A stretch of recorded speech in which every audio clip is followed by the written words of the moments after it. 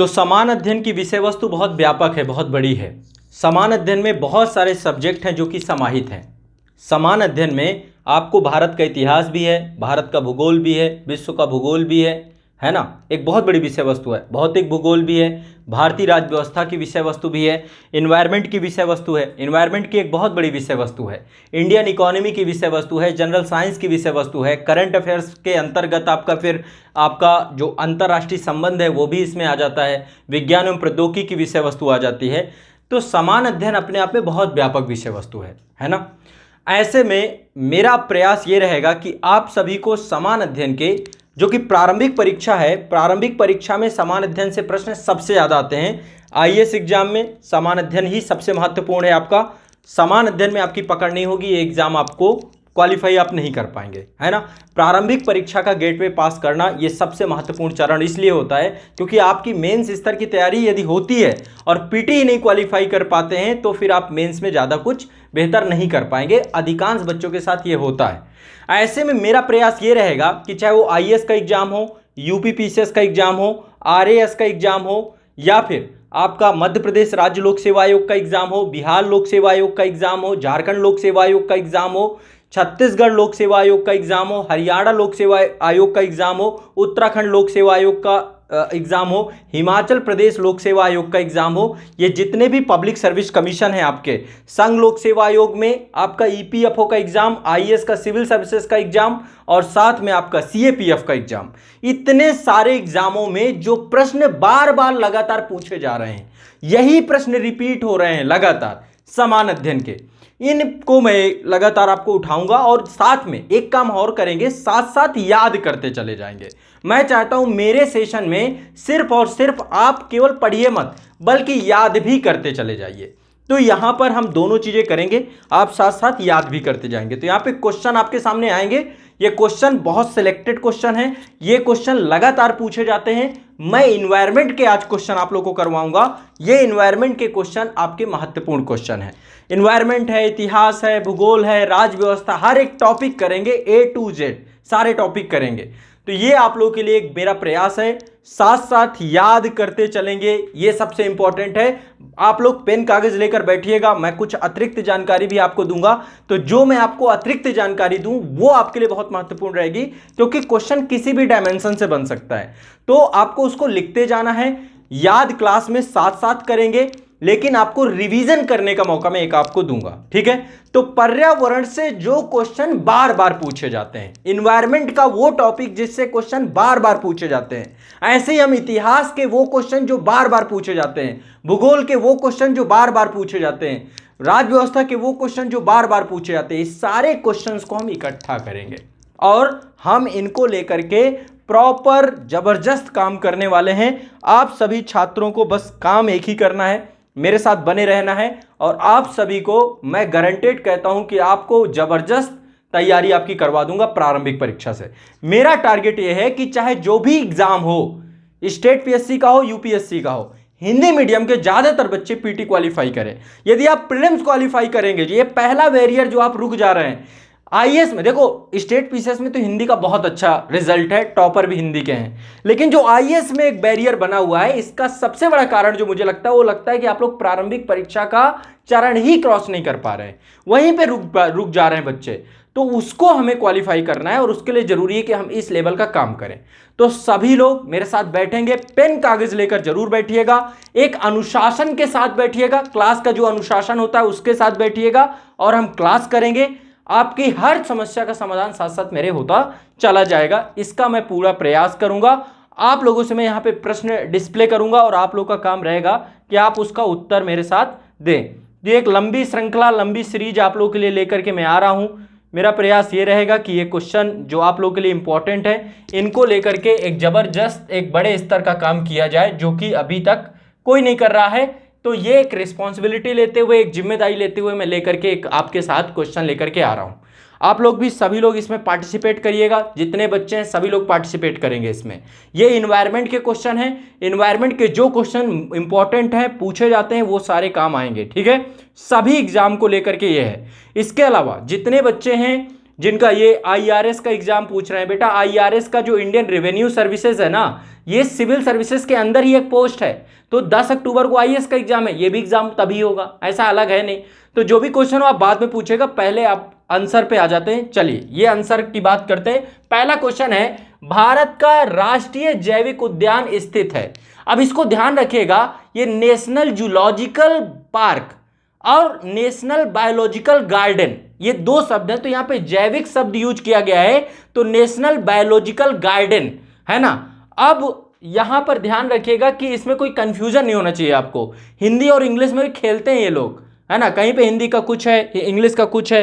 तो अब आप लोग सभी लोग एक बार प्रयास करिए। और एक चीज और आपको बता रहा हूं, जो क्वेश्चन ना आए आप यहां पे स्किप भी लिख सकते हैं, जबरदस्ती तुक्का मत मारिएगा। आप स्किप लिख देंगे तो आपका कोई ऐसा नहीं हो जाएगा, कम से कम ईमानदारी बढ़ेगी। मैं उसका आंसर बताऊंगा और उसको आपको डिस्कस भी करूंगा।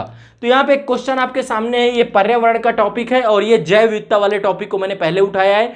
जैव विविधता से क्वेश्चन आते हैं, 2 से 4 नंबर आपके सीधे सीधे इस टॉपिक से निकल के आएंगे, जब मैं आपको पूरा कंप्लीट करा दूंगा, गारंटेड कहता हूं। 2 से 4 नंबर आपके आते ही आते हैं, जो राष्ट्रीय उद्यान है, वन्य जीव अभ्यारण्य है, या फिर आपके जो प्रोजेक्ट टाइगर को लेकर के हो गया, एलिफेंट को लेकर के बहुत सारे प्रोजेक्ट चल रहे हैं, तो ये सारे प्रोजेक्ट आपके काम आएंगे। ठीक है, चलिए शुरू करते हैं, स्टार्ट करते हैं सेशन को। और आप लोग बस इसमें यह है कि आप लोगों का सहयोग बहुत जरूरी है, आप लोग भी प्रॉपर सहयोग करते जाइएगा। 1 मिनट, प्रॉपर सभी लोग सहयोग इसमें करते जाइएगा, आप लोगों को मैं सारी जानकारी देता चला जाऊंगा। ठीक है, चलिए ये रहा। तो यहां पे क्वेश्चन है आपका, भारत का राष्ट्रीय जैविक उद्यान स्थित है। ठीक है, कहां पे स्थित है एक बार देख लेते हैं, डिस्कस कर लेते हैं। इसका सही आंसर है मुंबई नहीं है सही, लखनऊ नहीं है सही, जितने बच्चों ने सी बताया ये सही आंसर है। तो दिल्ली का जो जू है, चिड़ियाघर है आपका, दिल्ली का जो चिड़ियाघर है, इसको 1982 में 1982 पे भारत का, ये चूंकि यहां पे पूछा क्या रहा, भारत का राष्ट्रीय जैविक उद्यान स्थित है, तो 1982 में इसको राष्ट्रीय प्राणी उद्यान का जो है क्या किया गया था, दर्जा दिया गया था। तो यदि विकिपीडिया आप पढ़ेंगे तो विकिपीडिया में आप पाएंगे कि दिल्ली में ये राष्ट्रीय जैविक उद्यान के तौर पे इसको लिखा गया है ना। और आप देखेंगे नेशनल बायोलॉजिकल गार्डन या जूलॉजिकल पार्क के तौर पे ये चीजें निकल के आएंगी। तो इसका सही आंसर सी है। अब आप लोग इसको रट लीजिए, भारत का राष्ट्रीय जैविक पार्क कहां पर है, ठीक है, नई दिल्ली में। ठीक है, दिल्ली का जो चिड़ियाघर है वो आपका ये राष्ट्रीय जैविक उद्यान के तौर पे इसको चिन्हित किया गया है। कब किया गया है, 1982 पे। ठीक, चलिए आगे बढ़ते हैं। अगला है आपका, अगला क्वेश्चन है हमारा, हाँ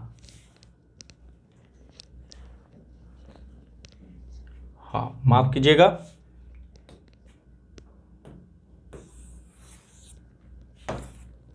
अगला क्वेश्चन आपके सामने ये रहा।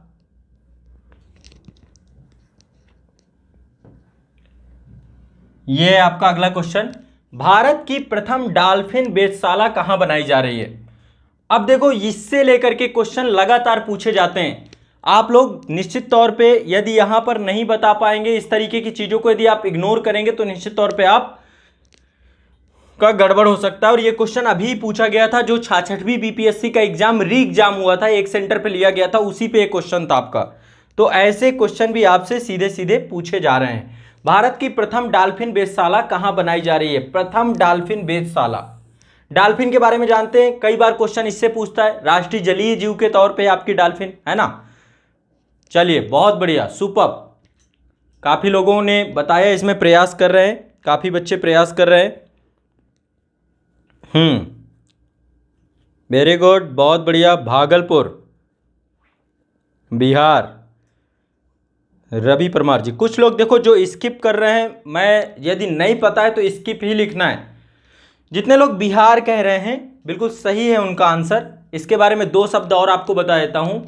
विक्रमशिला गंगेटिक डॉल्फिन अभ्यारण्य जो आपका है, नाम लिख लीजिए इसका, विक्रमशिला गांगेटिक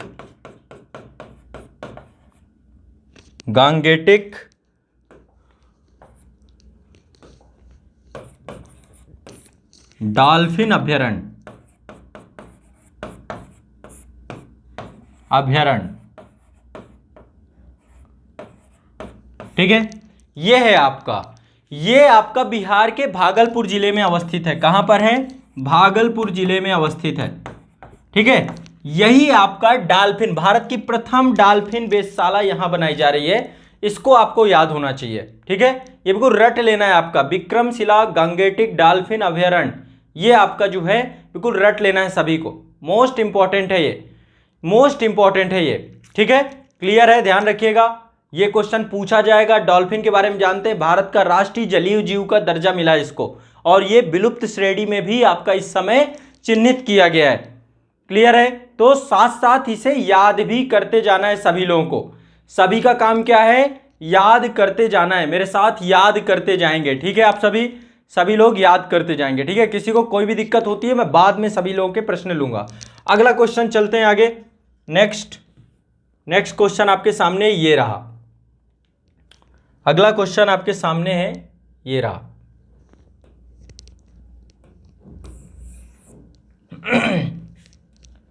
भारत का पहला राष्ट्रीय उद्यान कौन है? देखो बहुत बेसिक सा क्वेश्चन है, और आप में से पता नहीं कितने लोगों ने मेरा भारत दर्शन का एक एपिसोड देखा होगा जिसमें मैं इसी अभयारण्य में खड़ा था।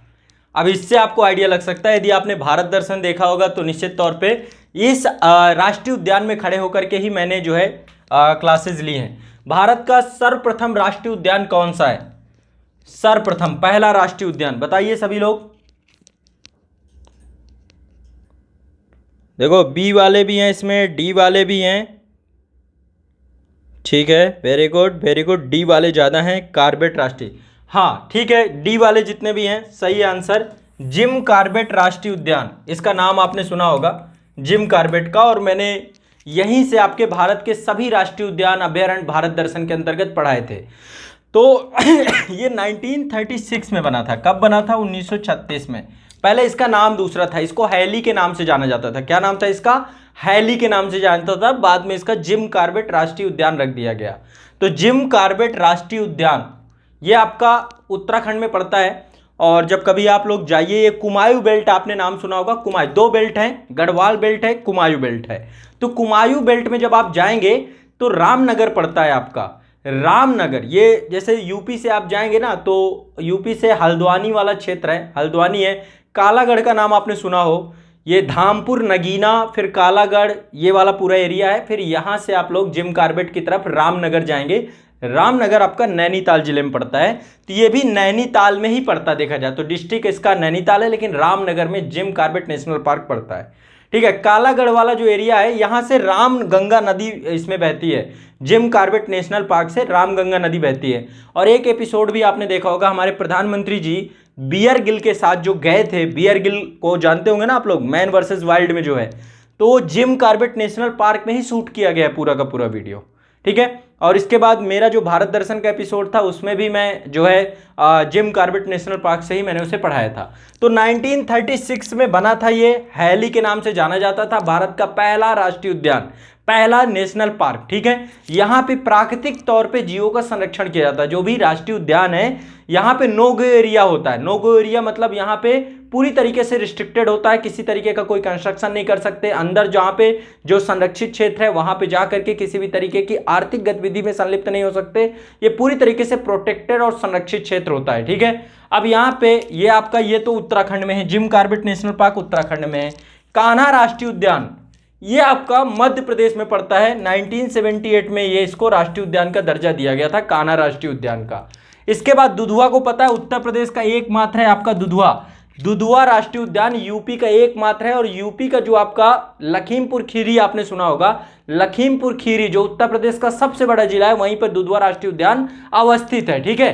तो 1977 में दुधवा राष्ट्रीय उद्यान आपका बना था। इसके बाद राजाजी राष्ट्रीय उद्यान, राजाजी भी आपका वहीं पड़ता है। कहाँ पड़ता है? उत्तराखंड में। उत्तराखंड में जब कभी आप लोग ऋषिकेश जाओगे ना, तो ऋषिकेश के पास ही आपको राजाजी अभयारण्य, बिल्कुल आपको रोड से ऑन रोड ही वहीं पे लिखा रहेगा राजाजी अभयारण्य, है ना। आप लोग जा सकते हैं। और कई बार होता है कि रास्ते पे जो है जीव जंतु भी आ जाते हैं, तो ये बहुत ही तो राजाजी जो आपका है 1983 में बनाया गया था, 1983 में बनाया गया था। तो इसमें जो सबसे पुराना है, पहला है जिम कॉर्बेट राष्ट्रीय उद्यान ही है। टाइगर बहुल क्षेत्र है, यहाँ पे लोग टाइगर देखने जाते हैं। और कभी भी आप लोग मतलब टाइम मैं कहता हूँ कि जैसे कभी भी होता है आप लोग फ्री होते हो तो थोड़ा जंगल सफारी और ये सब चीज़ों को भी आप लोग अपने जो है उसमें साझा कर सकते हो। बहुत बढ़िया है, आप लोग को जाना चाहिए, देखना चाहिए, सारी चीज़ों से आपका ज्ञानवर्धन नेक्स्ट लेवल पे जाता है, तो जरूर जाना चाहिए। मैं तो आप लोग को यही सलाह दूंगा। ठीक है, चलो आगे बढ़ते हैं। अब देखो ये क्वेश्चन बहुत इंपॉर्टेंट है, इस क्वेश्चन को बिल्कुल स्टार बना लेना है। ये जिम कार्बेट वाला क्वेश्चन मैं इसलिए कह रहा हूं, देखो आगे ही आपको इसका वो मिल जाएगा। आप जैसे ही आगे आएंगे आगे ही आपको इसका प्रमाण मिल जाएगा। मैं आपको इसका प्रमाण दे देता हूं।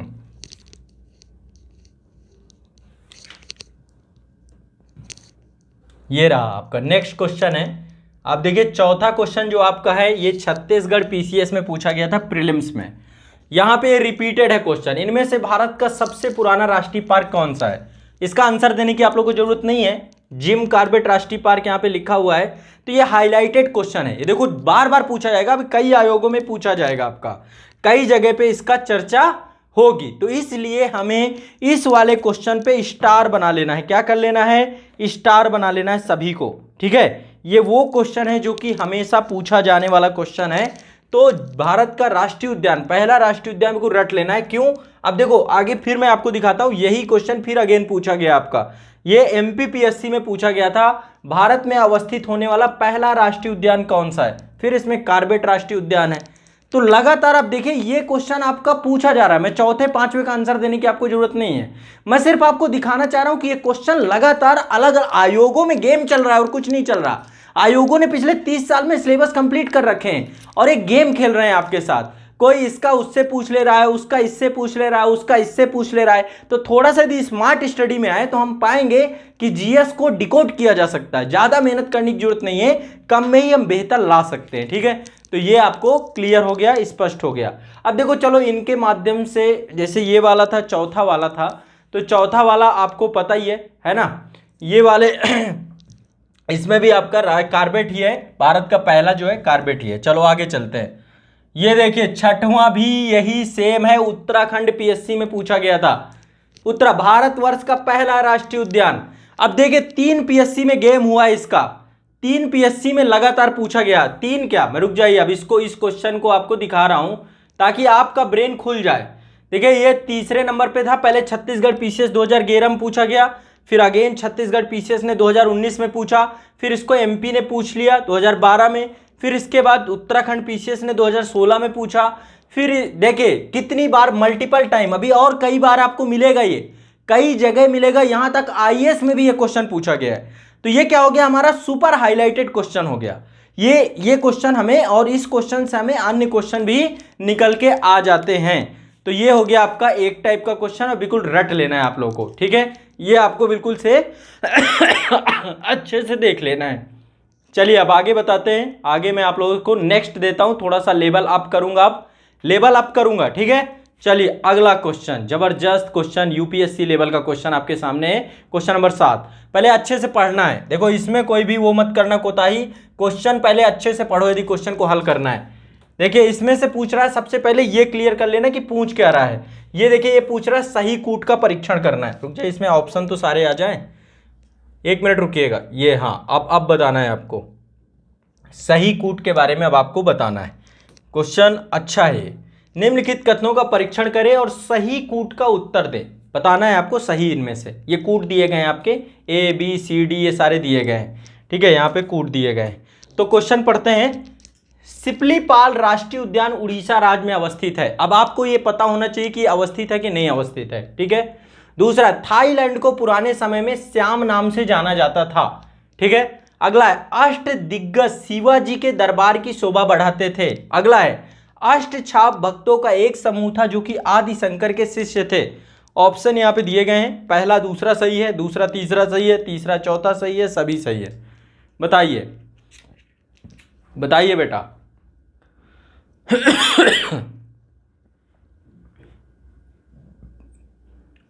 देखते हैं भाई कितने लोग हैं जो इसको जो पढ़ेगा बढ़िया से वो अच्छे से आंसर दे पाएगा। सारा काम आप लोग के पढ़ने के ऊपर है। देखो स्किप वाले भी आ गए, डरना नहीं है। जितने क्वेश्चन आपके आए मल्टीपल चॉइस क्वेश्चन, इन पे पहली बार डरना नहीं है। इनको पढ़ना है, पढ़ते ही आंसर है इनका। अब चलो मैं आप लोगों को इसको हल करना सिखाता हूं। देखो जब भी ये क्वेश्चन आए हमें इनमें से पूछेगा या तो नहीं ये पहले ये क्लियरिटी हमारी हो जानी चाहिए कि क्या करवाना चाह रहा है ये, पहले ये क्लियरिटी हमें हो जानी चाहिए कि सही पूछ रहा है कि गलत पूछ रहा है। ठीक है, क्लियर है। इसके बाद अब यहां पे पहला है, इसमें सिमलीपाल राष्ट्रीय उद्यान उड़ीसा राज्य में अवस्थित है, बिल्कुल अवस्थित है। सिमलीपाल राष्ट्रीय उद्यान उड़ीसा राज्य में अवस्थित है, भुवनेश्वर से 320 किलोमीटर दूरी पर अवस्थित है। ठीक है, ये आपको पता होना चाहिए। ठीक है, इसके बाद अब ये जानकारी, ये एक फैक्ट है, एक फैक्ट है, ये आपको पता होना चाहिए, इसमें आपका कंफ्यूजन नहीं होना चाहिए। दूसरा, थाईलैंड को पुराने समय में श्याम नाम से जाना जाता था, बिल्कुल सही है। थाईलैंड को पुराने समय में आधिकारिक रूप से श्याम नाम से ही जाना जाता था। ठीक, यानी कि पहला सही हो गया, दूसरा सही हो गया। अब यदि मैं कूट में जाता हूं तो पहला दूसरा सिर्फ यहां पे है, पहला यहां पे नहीं है, यहां पे नहीं है, यानी कि दो ऑप्शन तो मेरे यहीं से एलिमिनेट हो गए। अब ये वाला डी भी हो सकता है, यदि मान लो चारों सही हो गए तो पहले पूरा पढ़ना पड़ेगा ना, नहीं तो खेल हो जाएगा आपका। अगला है, अष्टदिग्गज शिवाजी के दरबार में शोभा बढ़ाते थे। अब यहां पे आप गड़बड़ा सकते हो। अब आपको यदि नहीं पता कि शिवाजी के दरबार की जगह यहां पे कृष्णदेव राय होगा, कृष्णदेव राय, कृष्णदेव राय, ये विजयनगर साम्राज्य की बात चल रही है। कृष्णदेव राय शासक था, बहुत महान प्रतापी शासक था। अष्टदिग्गज ये तेलुगु कवियों का समूह था, है ना। अष्टदिग्गज जो थे तेलुगु कवियों का समूह था और ये कृष्णदेव राय के दरबार में रहते थे। शिवाजी यहां पे गलत है, तो अब तीसरा गलत हो गया। अब मैं यदि तीसरा एलिमिनेशन मेथड पे, तो मुझे सिंपली ए सही कर देना है, कुछ नहीं करना है। ठीक है, ए सही कर देना है। अब यहां पे चौथा भी पढ़ना हो पढ़ लो। अष्टछाप भक्तों का एक समूह था जो कि आदि शंकर के शिष्य नहीं थे। किसके शिष्य थे? वल्लभाचार्य के शिष्य थे, वल्लभाचार्य के शिष्य थे। किसके शिष्य थे? वल्लभाचार्य के शिष्य थे। क्लियर है सभी को? अब आपको सिंपली यदि आप इसे पढ़ लें तो, यदि आप इसे पढ़ लें तो आपको मजा आ जाएगा जबरदस्त। बताइए, क्लियर है, स्पष्ट है? आगे बढ़ते हैं। देखो जिसके भी जो प्रश्न है, यदि कोई कुछ पूछना चाह रहा है थोड़ा सा प्रतीक्षा करो, मैं सभी क्वेश्चन का जवाब दूंगा। आप में से आधे से ज्यादा लोग ऑनलाइन बैच के पीछे पड़े, रुक जाइए आप। ठीक है, चलिए अभी नहीं, अगला क्वेश्चन आपके सामने है। नेक्स्ट क्वेश्चन है ये क्वेश्चन नंबर 8। और एक चीज और बताऊं, यहां पे जितने नॉन सीरियस हों, जिनको लग रहा हो कि भाई टाइम पास करने के लिए वो यहां पे आए हों, कृपया करके अपना समय ना खराब करें और बहुमूल्य समय यहां पे अन्य बच्चों का ना खराब करें। सीरियस बच्चे ही मेरी क्लास में रहेंगे, पेन कागज के साथ रहेंगे और पढ़ेंगे अनुशासन के साथ, जैसे क्लास चलती है वैसे। ये ध्यान रखिएगा। लेट के पढ़ रहे हो यदि आपको लग रहा हो कि हाँ ठीक है, पेन कागज उठा के फिर पढ़ना है प्रॉपर, ऐसा महसूस होना चाहिए कि ऑफलाइन में आप साथ बैठे हो मेरे। ये चीज ध्यान रखिएगा। कुछ लोग होंगे जो लेट के पढ़ रहे होंगे आप में से, कुछ लोग होंगे ही, क्योंकि मैं तो यहां से देख नहीं पा रहा हूं, और उनके अंदर इथिक्स नहीं है खुद का। तो जब इथिक्स नहीं है तो फिर इथिक्स के लिए तो मैं कुछ नहीं कर सकता हूं। ठीक है, चलिए कोई नहीं। निम्नलिखित युग्मों में से कौन सा सही सुमेलित है, बताइए। ये आपको लोग अब इस तरीके के क्वेश्चन में बहुत कंफ्यूजन होता है। अब आपको बताना है कि सही कौन सा सुमेलित है। बांदीपुर राष्ट्रीय उद्यान कर्नाटक में है ना। अच्छा, यहां पे ये सही सुमेलित है और सही सुमेलित नहीं है, पूरा क्वेश्चन माफ कीजिएगा, यहां पे आपका नहीं भी लिखा हुआ है। निम्नलिखित युग्मों में से कौन सही सुमेलित नहीं है, यह ढूंढना है आपको, है ना। यहां पे थोड़ा सा मैं भी कंफ्यूज हो गया, ये ध्यान रखिएगा, नहीं सुमेलित, ये देखना है। क्वेश्चन में नहीं शब्द है, आसान है क्योंकि इसका आंसर बताया जा चुका है इससे पहले। बांदीपुर राष्ट्रीय उद्यान कर्नाटक में है, बिल्कुल है, बांदीपुर राष्ट्रीय उद्यान कर्नाटक में ही है। मानस वन्यजीव अभयारण्य असम में है, बिल्कुल मानस असम में ही है, नदी भी बहती है। पेरियार भी नदी ही है और वन्यजीव अभयारण्य पेरियार के आसपास ही है, तो ये आपका केरल में है। सिमलीपाल आपका अभी मैंने आपको बताया था मध्य प्रदेश में नहीं है, ओडिशा में है। कहां पे है? ओडिशा में है। तो इसका सही आंसर जो होगा डी होगा। काफी लोगों ने डी बताया है, हाँ ठीक है, काफी लोगों ने बताया है, ये आपका ओडिशा में है। तो आपसे एक टाइप का क्वेश्चन है कि वन्यजीव अभयारण्य और उनकी लोकेशन, इससे क्वेश्चन आ ही रहा है, तो हमें इस सेक्शन पे काम करना होगा। और मैं आपको इस सेक्शन को डिटेल में भी पढ़ाऊंगा, भारत के सभी 105 वन्य जीव अभयारण्यों को, वो माफ करिएगा, भारत के सभी 105 राष्ट्रीय उद्यानों को। वन्य जीव अभयारण्य 151 से 551 के आसपास है। वन्य जीव अभयारण्य से इतना नहीं पूछता जितना राष्ट्रीय उद्यानों से पूछता है। ठीक है, चलिए अगला क्वेश्चन आपके सामने है। ये आपका कूट यहां पर दिया गया है, हाँ ये देख सकते हैं, ये आपका मैच द फॉलोइंग है। तो मैच द फॉलोइंग टाइप के क्वेश्चन भी यहां पर आपसे पूछे जाते हैं। दो सूचियां दी गई हैं, सूची 1 सूची 2, आराम से देखिए और फिर इसके बाद उत्तर आप लोग डिसाइड कर सकते हैं। ठीक है, यहाँ पे दो सूचियां दी गई हैं, कौन सा कहाँ पर अवस्थित है ये चीज यहाँ पर डिस्कस करना है आपको। ठीक है, बांधवगढ़ कहाँ पर है, बांदीपुर कहाँ पर है, रोहला कहाँ पर है, गिर कहाँ पर है। ये दिन में से एक दो आपने बता दिया तो निश्चित तौर पे आपको गड़बड़ नहीं होगी, आप कर ले जाएंगे। हाँ, ऑप्शन आने चालू हो गए हैं। 9 का ए सही है, ए वाले काफ़ी लोग हो गए। कुछ कह रहे हैं जूम करिए, दिख नहीं रहा है। हाँ ऐसे भी है। अब मैं जूम करता हूँ यदि, तो मेरे साथ दिक्कत ये आ रही है बच्चों कि नीचे जो है आपके कूट दब जाएंगे। चलो मैं इसको बड़ा कर देता हूँ, इतने को, ऊपर वाला तो आपने पढ़ ही लिया है, अब इतने में डिस्कस कर लेते हैं। ठीक है, आपको इनको मैच करके ऑप्शन बताना है, जितने लोगों ने नहीं पढ़ा हो देख लो। चलो वेरी गुड, बहुत बढ़िया, सुपर्ब सुपर्ब, बहुत बढ़िया। चलो आगे देखते हैं। चलो इसका आंसर अब हम लोग करेंगे। बांधवगढ़ आपका ये सबको पता है एमपी में है, और सबसे ज़्यादा यहाँ पर बाघों की डेंसिटी पाई जाती है मध्य प्रदेश में है बांधवगढ़। बांदीपुर अभी हमने चर्चा ही किया। बांधवगढ़ और बांदीपुर, ये बांदीपुर रट लो, बहुत बार बांदीपुर पूछा जाता है। बांदीपुर कर्नाटक में है, बांदीपुर कर्नाटक में है, बांदीपुर कर्नाटक में है। तो बांधवगढ़ एमपी, बांदीपुर कर्नाटक। गिर के बारे में भी आपको, गा से गुजरात, गा से गिरी, गिरी भी आपका गुजरात का है। अब बचा रोहला, तो निश्चित तौर पे रोहला आपका हिमाचल प्रदेश का होगा। अब मैच कर लीजिए, 1 का 3 होना चाहिए, है ना, 1 का 3 होना चाहिए, बी का 4 है, ठीक है, सी का 1 है और डी का, तो इसका ए सही हो जाएगा आपका। ठीक है, मैच द फॉलोइंग में यदि आपको 1 2 भी पता चल जाते हैं तो भी आप कर सकते हैं, कोई ऐसी दिक्कत नहीं है, आप नहीं कर पाएंगे। चलिए अगला क्वेश्चन आपके सामने आएगा। नेक्स्ट क्वेश्चन है, ये है अगला क्वेश्चन है, निम्नांकित राज्यों में से किसमें साइबेरियन सारस के लिए आदर्श प्राकृतिक निवास है, बताइए। बहुत शानदार क्वेश्चन है, कई बार पूछा जाता है। साइबेरियन सारस माइग्रेट करके आते हैं, खासकर जब आपका जो है उत्तरी गोलार्ध में आपका सूर्य, दक्षिणी गोलार्ध में जब सूर्य होता है तो साइबेरिया क्षेत्र में ठंड बहुत ज़्यादा हो जाती है, तो भारत में माइग्रेट होकर के आते हैं। हाँ चलिए, काफ़ी आंसर हैं, काफ़ी बच्चे आंसर दे रहे हैं, वेरी गुड, बहुत बढ़िया। ए वाले काफ़ी लोग हैं। ना बेटा, तुषार पांडे जी, बिल्कुल पीडीएफ नहीं मिलेगा। पीडीएफ का तो मैं विरोधी हूँ बिल्कुल से। पीडीएफ आपको विकलांग बनाता है, आपको बैसाखी बनाता है। पीडीएफ के बाद आप पढ़ते नहीं हो, केवल पीडीएफ लेके जमा कर लेते हो। अपने मोबाइल में देखो कितने पीडीएफ हैं और कितना पढ़ पाते हैं। मैं पीडीएफ नहीं देता कभी भी बच्चों को। अपने खुद के नोट्स बनाइए, अपने ही नोट्स, आपके ही नोट्स आपको सफल कराएंगे, ना कभी किसी की पीडीएफ सफल कराएगी, ना कभी किसी के नोट्स सफल कराएंगे।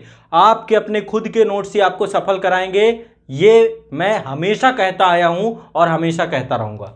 निम्नांकित राज्यों में किसमें साइबेरियन सारस के लिए, बिल्कुल सही है, राजस्थान जो भी बता रहे हैं। तो भरतपुर जिले में केवलादेव राष्ट्रीय उद्यान है। भरतपुर जिले में राजस्थान के केवलादेव राष्ट्रीय उद्यान है। ठीक है, तो यहां पर केवलादेव राष्ट्रीय उद्यान में सर्दियों में साइबेरियन जो सारस है इसका माइग्रेशन होता है, ये भारत आती है। और ये एक तरीके से ये भी आपकी जो रेड डेटा लिस्ट है उसमें भी इसका भी नाम है। ठीक है, चलिए, हाँ चलिए आगे बढ़ते हैं। नेक्स्ट, अब यहां पे भी कूट वाला क्वेश्चन है, सुमेलित करना है आप लोगों को। ठीक है, सुमेलित करना है। 2 सूचियां दी गई हैं, सूची ए सूची बी, आप लोग को सुमेलित करके बताना है। हाँ बताइए, बहुत आसान हो जाएगा अब आप लोगों के लिए, आपको पता ही है सारे। मेन देखिए यहाँ पे आप पाओगे 105 के 105 नहीं पूछ रहा, कुछ मुख्य हैं जो बार बार पूछे जा रहे हैं, है ना। इस पर टाइम नहीं लगाते हैं, आप लोगों को निश्चित तौर पे अब आप इसे डिकोड कर लोगे।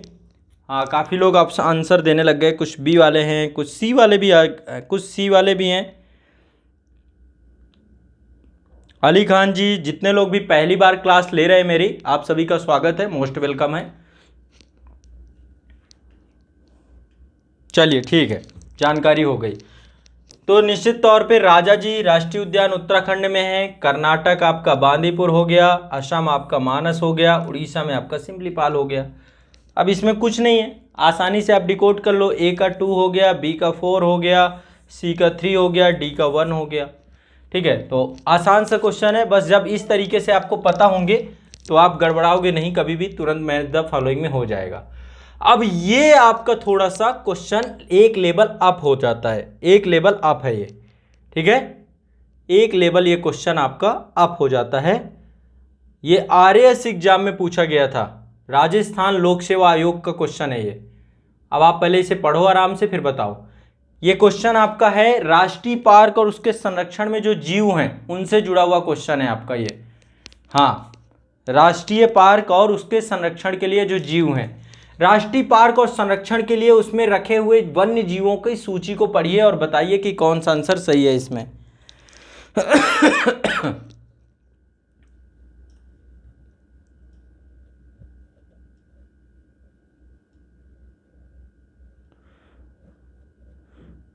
कुछ लोगों का नेट पैक खत्म हो गया, बताइए, कहिए, मुझे नंबर भेज दीजिए, मैं रिचार्ज कर देता हूं आप लोगों का नेट पैक। दिन भर इधर उधर उलूल जुलूल में आप लोग नेट पैक खत्म कर देते हो। बी होगा पक्का? चलो ठीक है, पक्का वालों से एक बार डिस्कस कर लेते हैं कहाँ पे क्या पाया जाता है। बहुत ज़्यादा कठिन नहीं है, ठीक है, बहुत ज़्यादा कठिन नहीं है, एक बार देख लेते हैं कहाँ पे क्या पाया जाता है। माफ़ करिएगा, थोड़ा सा अभी इस समय जो आपका वायरल इन्फेक्शन चल रहा है इसके प्रभाव में मैं आ चुका हूँ। तो काजीरंगा सभी को फेमस पता होगा, कई बार बाढ़ आती है और गैंडे दिखते हैं तैरते हुए, तो ये जो एक सींग वाला गैंडा है काजीरंगा में पाया जाता है ना, ये बिल्कुल फेमस है, काजीरंगा गैंडा फेमस है। कई बार बाढ़ आती है, कई बार आसपास काजीरंगा के पास जो नदियां हैं, मानस भी है, मानस भी कई बार उफनती है तो भी इसको चपेट में ले लेती है। तो गैंडे बेचारे, है ना, थोड़ा सा हाइट वाले एरिया में अपने आप को तैरते हुए दिख जाते हैं, कई बार ये न्यूज में रहता है। तो एकल श्रृंग गैंडे आपके यहाँ पाए जाते हैं, ये आपको बिल्कुल क्लियर हो गया।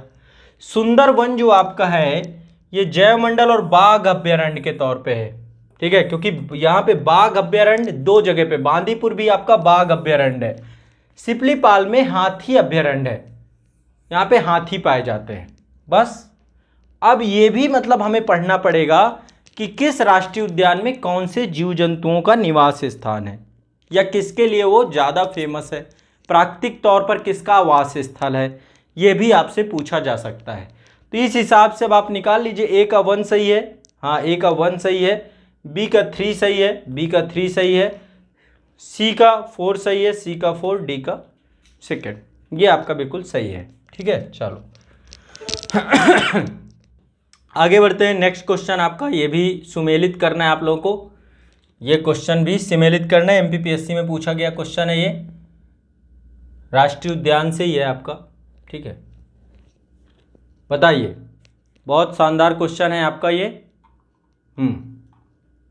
बहुत शानदार क्वेश्चन है, बताइए।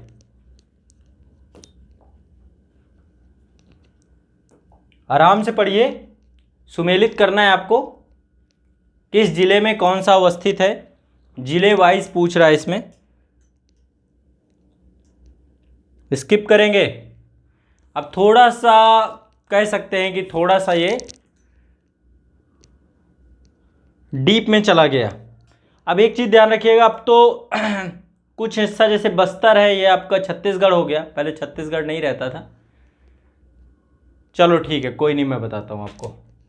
कान्हा राष्ट्रीय उद्यान आपका मंडला में है, कहाँ पे अवस्थित है आपका, मंडला में, ये आपका एमपी में पड़ता है। कान्हा राष्ट्रीय उद्यान आपका ये एमपी में पड़ता है। ठीक, इंद्रावती राष्ट्रीय उद्यान आपका बस्तर जिले में है, ये छत्तीसगढ़ में पड़ता है, बस्तर जिला। ठीक है, इंद्रावती राष्ट्रीय उद्यान आपका बस्तर जिले में है। माधव राष्ट्रीय उद्यान आपका शिवपुरी में पड़ता है, ये भी एमपी में पड़ता है, शिवपुरी में है और ये आपका एमपी में पड़ता है। अब आपका एक बचा, सबको पता है बांधवगढ़ राष्ट्रीय उद्यान, ये शहडोल के पास है, तो ये आपका एमपी में पड़ता है, शहडोल भी।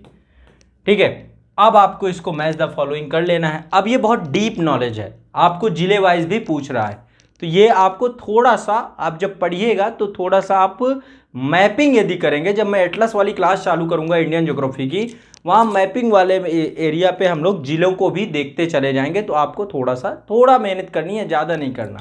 तो इस हिसाब से फिर आपका आंसर ए का दूसरा सही है, फिर इसका बी का 4 है, सी का, तो ए सही है इसका सही आंसर। ठीक है, थोड़ा सा जिलों को भी फोकस करना है हमें। ठीक है, जिलों को भी फोकस करना है, तब हमारा काम हो पाएगा। चलिए, ये क्वेश्चन आईएएस में पूछा गया था, आईएएस का क्वेश्चन आपके सामने है, आपको स्तर भी देखते जाना है, आईएएस का स्तर क्या है, पीएससी का स्तर क्या है। ठीक है, उससे भी आपको बहुत मदद मिलेगी। ये आपके सामने क्वेश्चन है और ये आईएएस स्तर का क्वेश्चन है।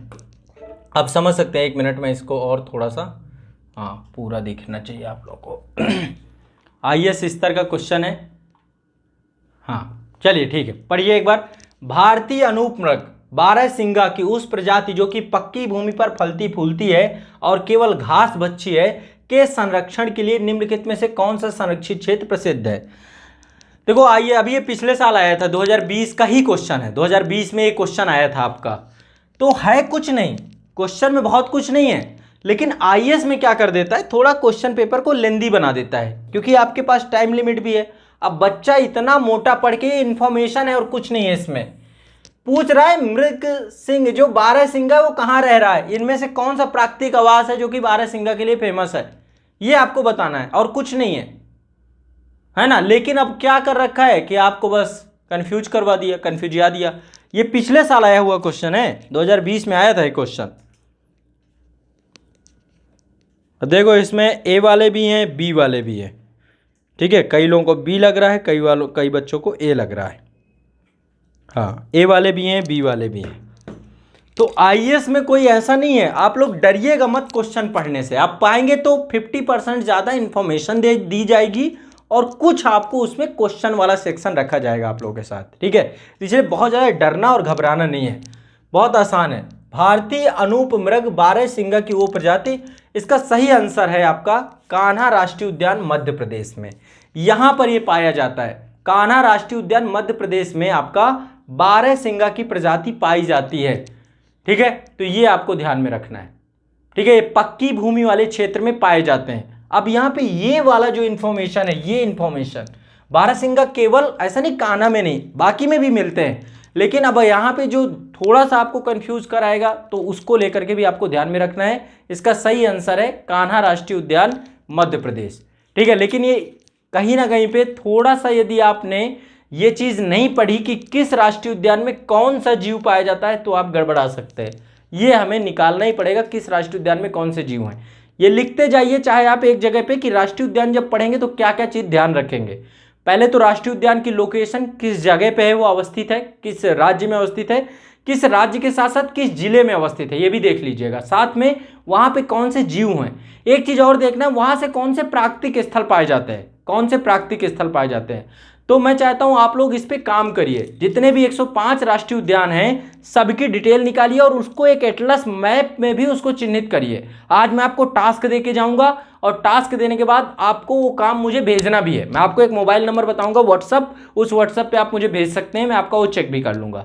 ठीक है, चलो अगला क्वेश्चन है, अभी थोड़ी देर बाद बताएंगे क्या क्या आप लोग करेंगे इसमें। ठीक है, तो साथ में मिलकर हम लोग काम करेंगे इसमें। ठीक है, चलिए आज के लिए इतना ही रखते हैं, आज के लिए इतना ही रखते हैं। अब आप इसमें से जो भी काम, अब आपको काम क्या करना है, कुछ मैं चाहता हूं आप लोग होमवर्क भी करिए अपने तरफ से। आपको एक काम ये करना है कि जितने भी राष्ट्रीय उद्यान हैं, जितने भी नेशनल पार्क हैं, जितने भी राष्ट्रीय उद्यान हैं, सभी की एक लिस्ट बनाएंगे। भारत के सभी राष्ट्रीय उद्यानों की क्या बनाएंगे आप, एक लिस्ट बनाएंगे। ठीक है, राष्ट्रीय उद्यानों की एक लिस्ट बनाएंगे, लगभग 105 राष्ट्रीय उद्यान, सभी की लिस्ट बनाएंगे आप। पहला काम तो ये करेंगे। अब ये कहाँ कहाँ लोकेटेड है, अब देखिए जैसे आपने एक राष्ट्रीय उद्यान का नाम लिखा, वहाँ पे उसकी अवस्थिति क्या है, अवस्थिति क्या है। अवस्थिति में दो चीज़ें ध्यान रखनी है हमें, राज्य कौन सा है और साथ में जिला कौन सा है। ये दोनों चीजों को ध्यान में रखना, लिख लो पेन कागज में, ये काम करोगे आप लोग। राज्य कौन सा है, जिला कौन सा है, ये अवस्थिति में दो चीजें आप पता कर लोगे। दूसरा, उसमें प्राकृतिक आवास क्षेत्र किन किन जीवों का है, प्राकृतिक आवास क्षेत्र किस किस जीव का है, प्राकृतिक आवास क्षेत्र किन किन जीवों का है, ये भी आप पता करेंगे। ये होमवर्क दे रहा हूं आप लोगों को और आप सबमिट भी करेंगे। आप लोगों को सबमिट करना है इसी सप्ताह में, एक सप्ताह का टाइम दूंगा, एक सप्ताह में आप काम करेंगे। तो किस किस प्राकृतिक और कौन कौन सी प्राकृतिक, जैसे मान ली कोई नदी बह रही है किसी राष्ट्रीय उद्यान से, वो भी हमें पता करना है। कई बार चर्चा में रहती है, नदी में यदि किसी भी तरीके से बाढ़ की कुछ भी आता है तो चर्चा में रहती है, उससे भी पूछा जाता है।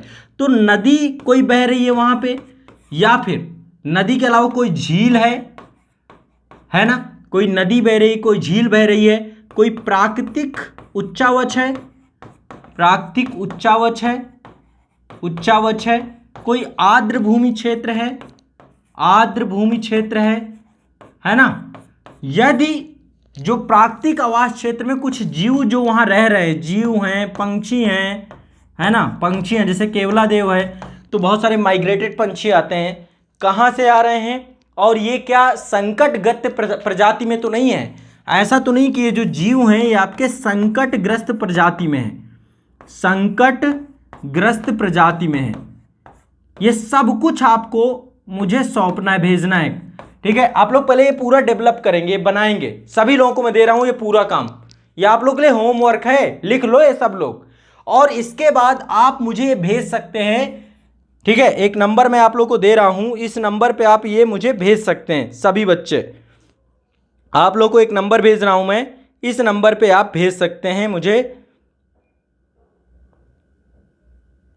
ठीक है। एक नंबर आप लोग को भेज रहा हूं, सभी लोग पहले लिख लो, सभी लोग ये नंबर लिख लो, इस पे व्हाट्सअप करिएगा मुझे, मैं आप सभी का चेक करूंगा, इसे व्हाट्सअप करिएगा। अब ये काम हम प्रॉपर करेंगे, मैं आपको होमवर्क दे करके जाऊंगा, व्हाट्सअप करेंगे 91 25 80 64 27, इस पे आप व्हाट्सअप कर दीजिएगा पूरा होमवर्क करके। एक काम और करिएगा, इंडिया का ब्लैंक मानचित्र लीजिएगा, एक मानचित्र लीजिएगा आप लोग, एक ब्लैंक मानचित्र लीजिएगा, ब्लैंक मानचित्र में ये सारे के सारे राष्ट्रीय उद्यान लोकेट भी करा दीजिएगा, यानी मैपिंग का भी काम कर लीजिएगा, साथ साथ इसकी मैपिंग भी कर लीजिएगा सभी राष्ट्रीय उद्यान की। एक मानचित्र पे 105 राष्ट्रीय उद्यान आने मुश्किल हैं, तो कम से कम 2 से 3 राष्ट्रीय उद्यान लीजिए, 2 से 3 मानचित्रों का प्रयोग करिएगा ब्लैंक का।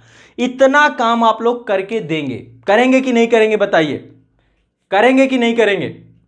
आप में से देखो, मैं आपको होमवर्क भी दूंगा प्रॉपर, सभी लोग करेंगे। इतना काम आप लोगों को करना है। राष्ट्रीय उद्यानों की लिस्ट बनानी है, कहां पे वो अवस्थित हैं, किस राज्य में है, किस जिले में, यह बनाएंगे। वहां पे किस जीव का प्राकृतिक आवास क्षेत्र है, सब मिल जाएगा आपको, थोड़ा सर्च करना पड़ेगा, थोड़ा मेहनत करनी पड़ेगी। मैं गारंटेड बता रहा हूं, 4 नंबर हैं आपके, 4 नंबर आपके पक्के हो जाएंगे। बहुत इंपॉर्टेंट टॉपिक है, मैं एनवायरमेंट में जितना आपको देता जाऊं, ये काम आप लोग करेंगे सभी लोग। मोबाइल नंबर ये रहा आपका 91 25 80 64 27, इस पे मुझे व्हाट्सअप करिएगा। क्या करेंगे आप लोग? व्हाट्सअप करेंगे 9125806427, इस पे व्हाट्सअप करिएगा सभी छात्र, सभी बच्चे अपना नाम लिख दीजिएगा, व्हाट्सअप करिएगा। फिर मैं जो नेक्स्ट क्लास आएगी, नेक्स्ट क्लास में, है ना, मैं आप लोगों का नाम लूंगा और बताऊंगा कितने बच्चों ने बहुत अच्छा काम किया है, मैं आपको फीडबैक दूंगा। 912580, केवल और केवल मैं आपकी कॉपी चेक करूंगा, बाकी कोई क्वेरी आपकी यहाँ पे स्वीकार्य नहीं होगी। क्वेरी के लिए आपके संस्थान के अदर नंबर हैं, उन पे आपको क्वेरी हैंडल करनी है, ठीक है। 9125806427, ठीक है। ये आप लोगों का ये ऑफिशियल नंबर है, इस नंबर पे आपको व्हाट्सअप करना है 91 25 80 64 27, कई बार बोल चुका हूं, 91 25 80 64 27, 9125806427, ये लिख लीजिए नंबर। तो आपको क्या क्या करना है, राष्ट्रीय उद्यान की लिस्ट बनानी है, जहां पे उसका राज्य और जिला ये दोनों चिन्हित करना है, जीव का कौन कौन से जीवों का प्राकृतिक आवास क्षेत्र है ये भी चिन्हित करना है, कौन से जीव रह रहे हैं, कौन से पक्षी हैं, क्या वो जीव संकटाग्रस्त प्रजाति के अंतर्गत आ रहे हैं, रेड डेटा लिस्ट में तो नहीं है वो, या फिर ये मैपिंग मानचित्र के साथ भी उनको हमें बनाना है। इतना काम आप लोग करके भेजेंगे, एक सप्ताह का टाइम दे रहा हूं, एक सप्ताह का टाइम दे रहा हूं, यानी कि मुझे नेक्स्ट क्लास में आप लोग मिल जाइएगा ये पूरा काम करके। गारंटेड बताता हूं, कॉन्फिडेंस लेवल आपका बढ़ जाएगा जब आप ये काम मेरे साथ करने लग जाओगे। कॉन्फिडेंस में बहुत बड़ा परिवर्तन करके रख दूंगा आपको, अमूलचूल परिवर्तन करूंगा आपकी तैयारी में, मैं इस चीज की गारंटी देता हूं।